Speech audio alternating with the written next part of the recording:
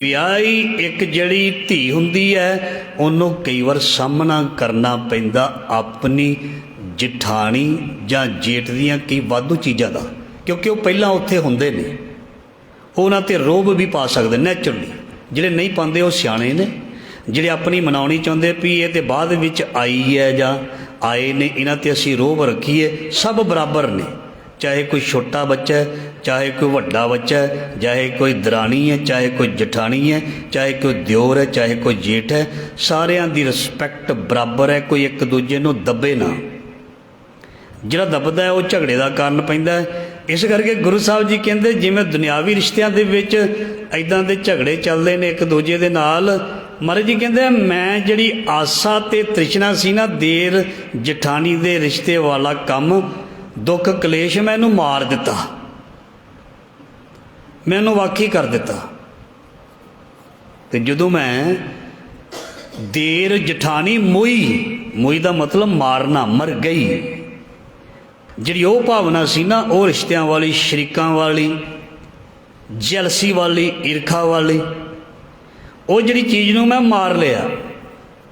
ਦੇਰ ਜਠਾਣੀ ਮੋਈ ਦੁੱਖ ਸੰਤਾਪ, ਅਤੇ ਉਹ ਫਿਰ ਜਦੋਂ ਆਹ ਚੀਜ਼ ਮੈਂ ਮਾਰ ਦਿੱਤੀ ਅਤੇ ਕਲੇਸ਼ ਅਤੇ ਦੁੱਖ ਆਪੇ ਹੀ ਮਰ ਗਏ।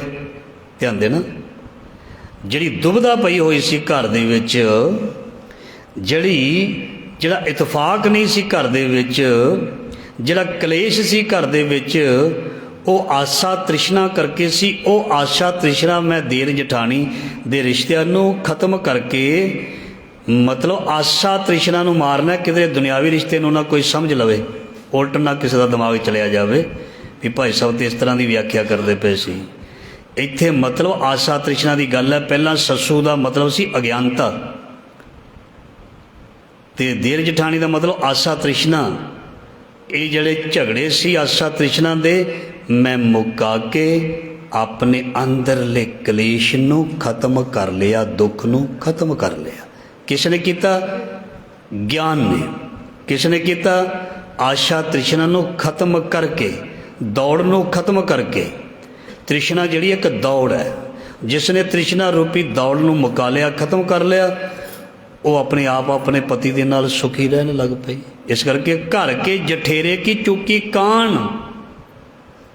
ਕਾਣ ਦਾ ਮਤਲਬ ਜਿਵੇਂ ਪਹਿਲਾਂ ਕਰ ਦਿੱਤਾ ਧੌਂਸ। ਧੌਂਸ ਇੱਥੇ ਹੁਣ ਅੱਗੇ ਜੇਠ ਲਿਖਿਆ, ਜਠੇਰੇ ਕੀ ਚੁੱਕੀ ਕਾਣ, ਜੇਠ ਦੀ ਧੌਂਸ। ਘਰ ਕੇ ਜਠੇਰੇ ਕੀ ਚੁੱਕੀ ਧੌਂਸ, ਘਰ ਦੇ ਵਿੱਚ ਜਿਹੜਾ ਜੇਠ ਸੀ ਉਹਦੀ ਧੌਂਸ। ਇੱਥੇ ਜੇਠ ਨੂੰ ਲਿਖਿਆ ਧਰਮਰਾਜ,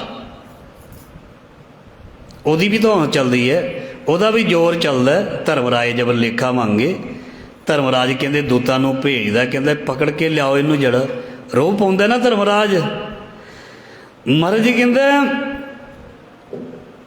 ਘਰ ਕੇ ਜਠੇਰੇ ਕੀ ਚੁੱਕੀ ਕਾਣ, ਮੈਨੂੰ ਹੁਣ ਕੋਈ ਉਹਦੀ ਧੌਂਸ, ਉਹਦੇ ਰੋਹਬ ਦਾ ਕੋਈ ਡਰ ਨਹੀਂ ਰਿਹਾ, ਕਿਉਂਕਿ ਮੈਂ ਠੀਕ ਹਾਂ, ਮੇਰੇ ਵਿੱਚ ਕੋਈ ਕਮੀ ਨਹੀਂ, ਅਤੇ ਮੈਂ ਕਾਹਦੋਂ ਕਿਸੇ ਦਾ ਰੋਹਬ ਝੱਲਣਾ। ਰੋਹਬ ਝੱਲਣਾ ਵੀ ਨਹੀਂ ਚਾਹੀਦਾ। ਐਵੇਂ ਕੋਈ ਵੱਡਾ ਛੋਟੇ 'ਤੇ ਪਾਈ ਜਾਵੇ, ਛੋਟਾ ਵੀ ਵੱਡੇ 'ਤੇ ਪਾਉਂਦਾ। ਧਿਆਨ ਦੇਣਾ, ਵੱਡਾ ਵੀ ਛੋਟੇ 'ਤੇ ਰੋਹਬ ਪਾਉਂਦਾ ਬਿਨਾਂ ਵਜ੍ਹਾ, ਅਤੇ ਛੋਟਾ ਵੀ ਵੱਡੇ 'ਤੇ ਪਾਈ ਜਾਂਦਾ ਬਿਨਾਂ ਵਜ੍ਹਾ। ਕਿਉਂ ਬਈ? ਗੁਰੂ ਤੇਗ ਬਹਾਦਰ ਜੀ ਕਹਿੰਦੇ ਇਹ ਕੰਮ ਨਹੀਂ ਕਰਨਾ।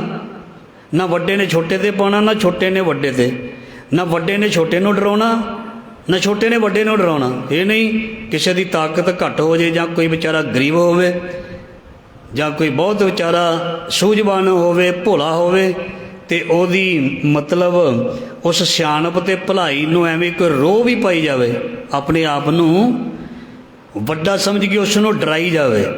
ਭੈ ਕਾਹੂ ਕੋ ਦੇਤ ਨਹਿ ਪੈ ਮਾਨਤ ਆਨ। ਜਿਵੇਂ ਪਹਿਲਾਂ ਬੇਨਤੀ ਕੀਤੀ, ਜੋ ਪਹਿਲਾਂ ਘਰ ਦੇ ਵਿੱਚ ਵੱਡਾ ਹੁੰਦਾ, ਅਕਸਰ ਉਹਦਾ ਜਿਹੜਾ ਰੋਹਬ ਹੁੰਦਾ, ਵੱਡੇ ਭਰਾ ਦਾ ਛੋਟੇ 'ਤੇ ਵੀ ਹੁੰਦਾ, ਕਿ ਛੋਟੇ ਜਿਹੜੇ ਨੇ ਉਹ ਵੱਡਿਆਂ 'ਤੇ ਪਾਈ ਜਾਂਦੇ ਨੇ। ਸੋ ਪਹਿਲਾਂ ਦੇਰ ਜਠਾਣੀ ਲਿਖੀ, ਹੁਣ ਜੇਠ ਲਿਖਿਆ। ਘਰ ਕੇ ਜਠੇਰੇ ਕੀ ਚੁੱਕੀ ਕਾਣ, ਉਹਦੀ ਧੌਂਸ ਮੇਰੇ 'ਤੇ ਹੁਣ ਨਹੀਂ ਚੱਲਦੀ। ਕਿਉਂ ਮੇਰੇ 'ਤੇ? ਤਾਂ ਨਹੀਂ ਚੱਲਦੀ ਕਿਉਂਕਿ ਮੈਨੂੰ ਅਸਲੀ ਚੀਜ਼ ਦਾ ਪਤਾ ਲੱਗ ਗਿਆ, ਮੈਨੂੰ ਸਮਝ ਲੱਗ ਗਈ ਗਿਆਨ ਦੁਆਰਾ। ਜਦੋਂ ਮੈਨੂੰ ਗਿਆਨ ਮਿਲਿਆ, ਮੈਨੂੰ ਸਾਰੀਆਂ ਬਰੀਕੀਆਂ ਦਾ ਪਤਾ ਲੱਗ ਗਿਆ ਵੀ ਮੈਂ ਆਪਣੇ ਘਰ ਦੇ ਵਿੱਚ ਵਸਣਾ ਕਿਵੇਂ। ਧਿਆਨ ਦੇਣਾ, ਰੱਬ ਦਾ ਘਰ ਵੀ ਇੱਕ ਘਰ ਹੈ, ਜਿਸ ਜੱਗ ਵਿੱਚ ਰਹਿੰਦੇ ਹਾਂ ਉਹ ਵੀ ਇੱਕ ਘਰ ਹੈ। ਇੱਕ ਵਿਆਹੁਤਾ ਇਸਤਰੀ ਨੂੰ ਘਰ ਦੇ ਵਿੱਚ ਵਸਣ ਲਈ ਬੜੀ ਮੁਸ਼ੱਕਤ ਕਰਨੀ ਪੈਂਦੀ ਹੈ।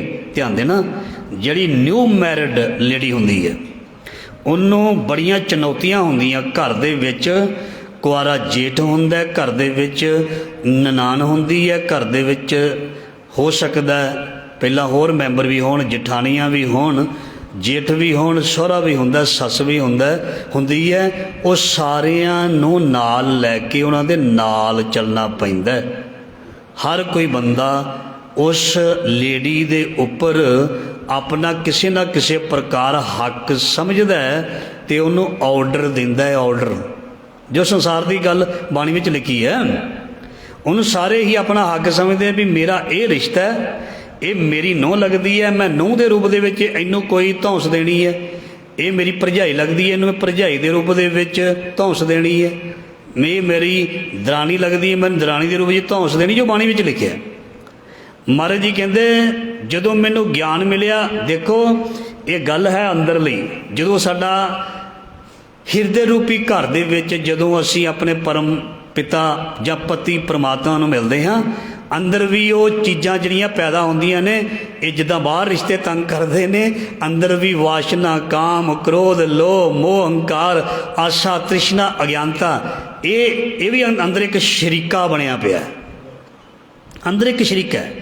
ਉਹ ਸ਼ਰੀਕੇ ਤੋਂ ਵੀ ਬਚ ਕੇ ਗੁਰੂ ਮਹਾਰਾਜ ਜੀ ਕਹਿੰਦੇ ਨੇ ਹੁਣ ਮੈਨੂੰ ਕਿਸੇ ਦਾ ਡਰ ਨਹੀਂ ਰਿਹਾ। ਡਰ ਦਾ ਮਤਲਬ ਇਹ ਨਹੀਂ ਵੀ ਅਗਲੇ ਦਾ ਸਤਿਕਾਰ ਨਹੀਂ ਕਰਨਾ, ਮਤਲਬ ਉਹਨਾਂ ਦੀ ਐਵੇਂ ਕੋਈ ਰੋਹਬ ਜਿਹਾ ਹੁਣ ਮੇਰੇ 'ਤੇ ਨਹੀਂ ਚੱਲਦਾ, ਕਿਉਂਕਿ ਮੈਨੂੰ ਜੁਗਤੀ ਆ ਗਈ, ਮੈਨੂੰ ਪਤਾ ਲੱਗਿਆ। ਕਿਉਂਕਿ ਮੈਨੂੰ ਜੁਗਤੀ ਪਤਾ ਕਿਹੜੀ ਆਈ? ਮੈਨੂੰ ਕਿਸੇ ਨੇ ਕਿਹਾ, ਸੱਸ ਨੇ ਕਿਹਾ ਵੀ ਇਹ ਕੱਪੜੇ ਧੋ ਦੇ। ਠੀਕ ਹੈ ਮਾਂ ਜੀ, ਮੈਂ ਧੋ ਦਿੰਦੀ ਹਾਂ। ਆ ਗਈ ਨਾ ਜਾਚ। ਮੈਨੂੰ ਦਿਓਰ ਨੇ ਕਿਹਾ ਵੀ ਮੇਰੀ ਵਰਦੀ ਪ੍ਰੈਸ ਕਰ ਦੇ। ਠੀਕ ਹੈ ਮੇਰੇ ਵੀਰ, ਕੋਈ ਗੱਲ ਨਹੀਂ। ਗਈ ਨਾ ਸਾਰੀ ਚੀਜ਼। ਇਹ ਕਿੰਨੇ ਖ਼ਤਮ ਕੀਤੀ? ਇਹ ਗਿਆਨ ਨੇ ਖ਼ਤਮ ਕੀਤੀ। ਸਹੁਰੇ ਨੇ ਕੋਈ ਗੱਲ ਕਹੀ, ਠੀਕ ਹੈ ਪਿਤਾ ਜੀ। ਜੇਠ ਨੇ ਕੋਈ ਗੱਲ ਕਹੀ, ਠੀਕ ਹੈ ਮੇਰੇ ਵੱਡੇ ਵੀਰ ਜੀ। ਜਠਾਣੀ ਨੇ ਗੱਲ ਕਹੀ, ਠੀਕ ਹੈ ਮੇਰੀ ਵੱਡੀ ਭੈਣ ਜੀ। ਅਤੇ ਸਾਰਾ ਕੰਮ ਹੱਲ ਹੋ ਗਿਆ। ਪਰ ਇਹ ਗਿਆਨ ਨੇ ਹੱਲ ਕਰਨਾ। ਮੈਂ ਉਹਨਾਂ ਦੀ ਗੱਲ ਸੱਤ ਕਰਕੇ ਮੰਨ ਲਈ, ਕੋਈ ਗੱਲ ਨਹੀਂ, ਸਾਰਾ ਕਾਰਜ ਹੋ ਜਾਣਗੇ, ਸਾਰੇ ਕੰਮ ਹੋ ਜਾਣਗੇ। ਇਹ ਮੈਨੂੰ ਇਹ ਅਕਲ, ਸੰਸਕਾਰ, ਇਹ ਗਿਆਨ ਕਿਸ ਨੇ ਦਿੱਤਾ? ਮੇਰੇ ਪਤੀ ਨੇ ਦਿੱਤਾ, ਮਤਲਬ ਮੇਰੇ ਪਿਤਾ ਨੇ ਦਿੱਤਾ, ਮਤਲਬ ਮੇਰੇ ਪਰਮਾਤਮਾ ਨੇ ਦਿੱਤਾ, ਮਤਲਬ ਮੇਰੇ ਗੁਰੂ ਨੇ ਦਿੱਤਾ ਵੀ ਤੂੰ ਉਸ ਘਰ ਵਸਣਾ ਕਿਵੇਂ ਹੈ, ਸਾਰਿਆਂ ਨੂੰ ਕਿੱਦਾਂ ਆਪਣਾ ਸਮਝਣਾ। ਜਦੋਂ ਮੈਂ ਸਾਰਿਆਂ ਦੀ ਇੱਜ਼ਤ ਕਰਨ ਲੱਗ ਗਈ, ਜਾਂ ਮੈਂ ਕਰਨ ਲੱਗ ਗਿਆ, ਤੇ ਫਿਰ ਮੈਨੂੰ ਕਿਸੇ ਨੇ ਰੋਹ ਮਾਰਿਆ ਹੀ ਨਹੀਂ, ਮੈਨੂੰ ਕਿਸੇ ਨੇ ਦਬਾਇਆ ਹੀ ਨਹੀਂ। ਜਦੋਂ ਮੈਂ ਜਵਾਬ ਦੇਣਾ ਨਾ, ਦਵਾਣਾ ਉਦੋਂ ਹੀ ਹੈ ਜਦੋਂ ਮੈਂ ਕਿਸੇ ਦੀ ਆਗਿਆ ਸਤ ਕਰਕੇ ਮੰਨ ਲੈਣੀ, ਉਦੋਂ ਇੱਜ਼ਤ ਦੇਣੀ ਹੈ, ਸਤਿਕਾਰ ਦੇਣਾ। ਠੀਕ ਹੈ ਜੀ। ਜੋ ਕਿਸੇ ਨੇ ਡਿਊਟੀ ਲਾਈ ਹੈ, ਜਦੋਂ ਮੈਂ ਕਹਾਂਗਾ ਸੱਤ ਬਚਨ, ਜਦੋਂ ਸੱਸ ਸਹੁਰਾ ਕਹਿੰਦਾ ਧੀਏ ਵੀ ਆਹ ਕੰਮ ਕਰ ਲੈ, ਅਤੇ ਉਹ ਕਹੇਗੀ ਸੱਤ ਬਚਨ ਜ਼ਰੂਰ। ਅਤੇ ਜੇ ਉਹ ਕਹਿਣਗੇ ਵੀ ਇਹ ਕਰ ਲਾ, ਕਿ ਮੈਂ ਤਾਂ ਆਪਣੀ ਮਰਜ਼ੀ ਕਰਨੀ ਹੈ, ਅਤੇ ਫਿਰ ਉਹ ਚੀਜ਼ ਜਿਹੜੀ ਹੈ, ਫਿਰ ਤੇ ਉਹਨੂੰ ਧੌਂਸ ਸਮਝਿਆ ਜਾਏ, ਉਹਨੂੰ ਝਗੜਾ ਸਮਝਿਆ ਜਾਏ, ਉਹ ਤਾਂ ਫਿਰ ਹੋ ਗਿਆ। ਸੋ ਗੁਰੂ ਸਾਹਿਬ ਜੀ ਕਹਿੰਦੇ ਗਿਆਨ ਨੇ ਇੰਨਾ ਕਮਾਲ ਕੀਤਾ, ਗਿਆਨ ਨੇ ਇੰਨੀ ਕਿਰਪਾ ਕੀਤੀ। ਹੁਣ ਮੈਨੂੰ ਆਸਾ, ਤ੍ਰਿਸ਼ਨਾ, ਅਗਿਆਨਤਾ ਅਤੇ ਧਰਮ ਰਾਜ ਦੇ ਦੂਤਾਂ ਤੱਕ ਦੀ ਵੀ ਕੋਈ ਧੌਂਸ ਜਾਂ ਰੋਹਬ ਜਾਂ ਡਰ ਨਹੀਂ ਰਿਹਾ। ਧਰਮ ਰਾਜ ਅਬ ਕਹਾਂ ਕਰੇਗੋ। ਜਦੋਂ ਗੁਰੂ ਨੇ ਮੈਨੂੰ ਗਿਆਨ ਦਿੱਤਾ, ਮੇਰੇ ਪਤੀ ਨੇ ਮੈਨੂੰ ਸਿਖਾ ਦਿੱਤਾ ਵੀ ਤੂੰ ਕਿਵੇਂ ਚੱਲਣਾ, ਕਿਵੇਂ ਰਹਿਣਾ ਪਰਿਵਾਰ ਦੇ ਵਿੱਚ। ਮੈਨੂੰ ਉਹਨੇ ਜੋਤੀਆਂ ਦੱਸ ਦਿੱਤੀਆਂ, ਉਹਨੇ ਮੈਨੂੰ ਸਾਰਿਆਂ ਦੀ ਜਾਣਕਾਰੀ ਦੇ ਦਿੱਤੀ। ਇਹ ਇਸ ਸੁਭਾਅ ਦਾ, ਇਸ ਸੁਭਾਅ ਦਾ, ਕਾਮ ਇਸ ਸੁਭਾਅ ਦਾ, ਲੋਭ ਇਸ ਸੁਭਾਅ ਦਾ, ਕ੍ਰੋਧ ਇਸ ਸੁਭਾਅ ਦਾ, ਹੰਕਾਰ ਇਸ ਸੁਭਾਅ ਦਾ, ਦੁਬਿਧਾ ਇਸ ਸੁਭਾਅ ਦੀ, ਭਰਮ ਇਸ ਸੁਭਾਅ ਦਾ। ਮੈਨੂੰ, ਕਿਉਂਕਿ ਮੈਂ ਅਣਜਾਣ ਸੀ ਨਾ ਪਤੀ ਦੇ ਘਰ, ਜਦੋਂ ਮੈਂ ਗੁਰੂ ਦੇ ਘਰ ਵੀ ਆਇਆ ਮੈਂ ਅਣਜਾਣ ਸੀ। ਗੁਰੂ ਨੇ ਮੈਨੂੰ ਦੱਸ ਦਿੱਤਾ ਵੀ ਇਹ ਚੀਜ਼ਾਂ ਨੇ ਤੈਨੂੰ ਵਸਣ ਤੋਂ ਰੋਕਣਾ ਹੈ। ਕਾਮ, ਕ੍ਰੋਧ, ਲੋਭ, ਮੋਹ, ਹੰਕਾਰੀ, ਖਦਵੈਸ਼, ਕਲਪਨਾ, ਨਿੰਦਿਆ, ਚੁਗਲੀ, ਝੂਠ ਨੇ ਤੂੰ ਕਿੱਦਾਂ ਵਸਣਾ? ਤੈਨੂੰ ਮੈਂ ਜੁਗਤੀਆਂ ਦੱਸੀ ਜਾਣੀਆਂ, ਤੂੰ ਉੱਦਾਂ ਕਰੀ ਜਾਈ। ਤੂੰ ਆਪ ਤੇ ਵਸੇਂਗੀ, ਲੋਕਾਂ ਨੂੰ ਜੁਗਤੀਆਂ ਦੱਸੇਂਗੀ। ਕੀ ਜੁਗਤੀ ਦੱਸੇਂਗੀ? ਉਹ ਨਿਵਨ ਸੁਅੱਖਰ ਖਵਨ ਗੁਣ, ਜਿਹਵਾ ਮਣੀਆਂ ਮੰਤ, ਏਤਰੈ ਭੈਣੇ ਵੇਸ ਕਰ, ਤਾਂ ਵਸਿਆ ਵੀ ਕੰਤ। ਹੁਣ ਮੈਨੂੰ ਕਿਸੇ ਦੀ ਧੌਂਸ ਜਾਂ ਰੋਬ ਦਾ ਡਰ ਨਹੀਂ ਰਿਹਾ, ਕਿਉਂਕਿ ਮੈਨੂੰ ਗਿਆਨ ਮਿਲ ਗਿਆ। जे फिर भी देखो, जे फिर भी किसी ज्ञानी नूं, जे फिर भी किसी शरीफ नूं, हुण ये भी एक पक्ष ले लीए, जिहड़ा इज्जत करी जांदा है, सत्कार भी करी जांदा है, घर विच भी बाहर विच, फिर भी किसी नूं कोई तंग करदा, फिर मैं हमेशा वो एक 4 लाइनां पढ़दा हुन्ना। फिर वो चीज़ डंडा चुकना जरूरी है। किहड़ा? ज्ञान दा डंडा, दलील दा डंडा। दूजा डंडा ना चुक लेना, वो डंडे नूं नहीं किहा। फिर उसनूं उहदे नाल मुकाबला करना। असीं मुकाबला किसी दे नाल कदी बहस नहीं करनी, पर जिहड़ा साडी आबरू इज्जत ते पग तक पहुँच जाए, जे जीवे पत लथी जाए सब हराम।